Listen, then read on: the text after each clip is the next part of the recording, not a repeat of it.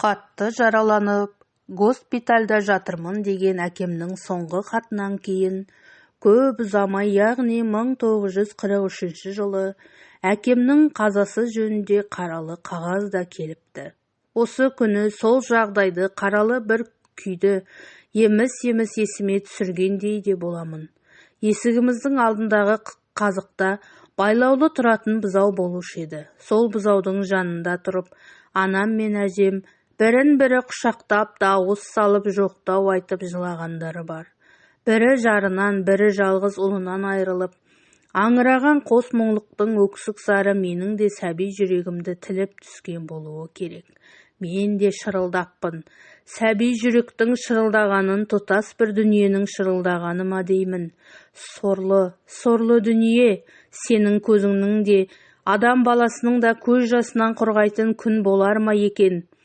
Адам баласының өзі ме екен, әлде сол дүниені жылатып жатқан кешегі қанды соғыста опат болып, майдан даласында қаны төгіліп, жанын берген мыңдаған, миллиондаған әскерлерінің соңынан мен сияқты шырылдап жылап қалып, бар ғұмырын әкем келіп қалар деген бір ғана үзілмес үмітпен ғұмыр кешкендер қаншама. Қатар келе жатқан әкесі бар баланы көрсек, жанарымызды төмен салып, бар өмірімізді жаутаңдаған күйімізбен күн кешіп өткізген мен сияқтылардың әке туралы айтар жыры таусылар ма екен, ол бітер ме? Қайсы бірін айтайын? Шерменде көңілдің сырын қағазға түсірген сайын, сол көңіл түпкірінде шемен болып қатып қалған шерім де тарқағандай болады. Ана жүрегінің үміті үзілмесін деңіз. Үміті үзілген ананың демі де сол бір соңғы бір үміттімен үзіліп жүре бере ме деп ойлаймын. Әкем соғысқа кеткеннен кейін анамның құрсағында қалып дүниеге келген әулетіміздің кіндігін жалғастырар дейтін туған інім Қуанышбектің шетінеп кетуі бар. Онан соң жалғыз ұлы Әбітайынан қаралы хабар алғаны бар. Осы бір қасіреттерден кейін 40 күн өтпей жатып, жарықтық әжем де өзінің ішіндегі зар мұңымен, сары уайымымен бұл дүниені тастап кете барды. Тым жас болдым-ау, деймін. Қазір қаншалықты әрекеттеніп әуреге түскеніммен, әжемнің түр-түсін көз алдыма әкеле алмаймын, қиналамын. Әжемнің жанымда отыратыны, кей кезде жылап алатыны ғана бұлдырлап көз алдымда тұрады.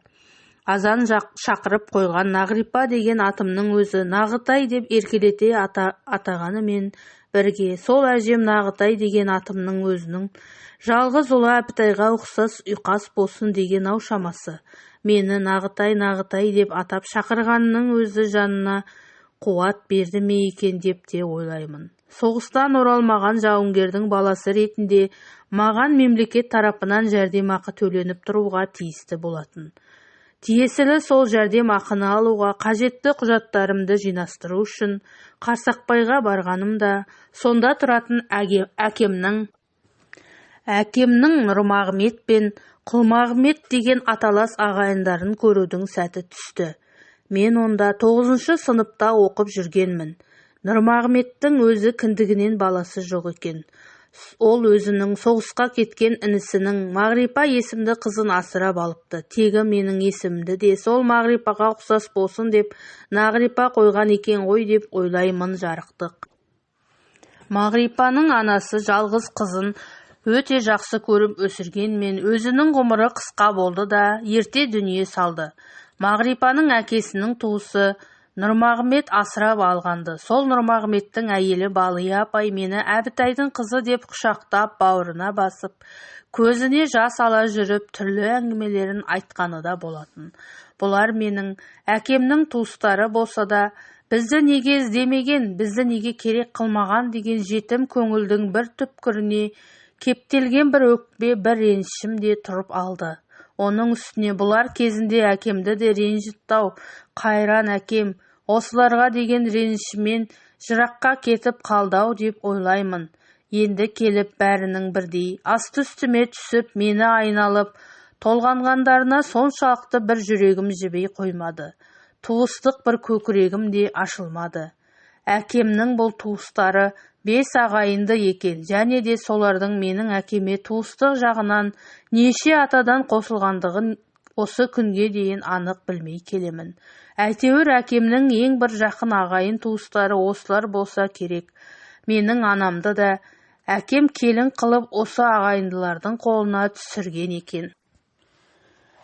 Жетім қозы тас бауыр деген шын болар ма бәлкім. Әйтеуір қамыққан да жабырқаған бала көңілімде еш жылый қоймады. Тек Нұрмағамбет үйіндегілер міне мынау сенің әкеңнің суреті деп ескілеу фотосуретті әкеліп көрсеткенде ғана қос жанарым парлап жүре бергенін білемін. Қолым діріл қағып, жанарымдағы жасымды қайра-қайра сүртіп, әкемнің суретіне қараймын. Бұл суретте қашан, қайда түсті екен? Ташкентте оқып жүрген кезі болды ма екен? Фотосуретке зер салып анықтап қарасам, әкем түрегеліп тұр да жанында біреу отыр. Әкемнің жалғыз сол фотосынан кейін қаншама рет көбейттіріп, қайра бастырып алдым десеңізші. Сол фото бойынша әкемнің суретінде салғызып алдым. Бәлкім менің көкейімдегі мәңгі бір бітпейтін мұңға, мәңгі бір бітпес сырға айналып, мәңгі бір арманым мен сағынышым болып келе жатқан әке жыры сол бір жалғыз суреттен де басталған шығар.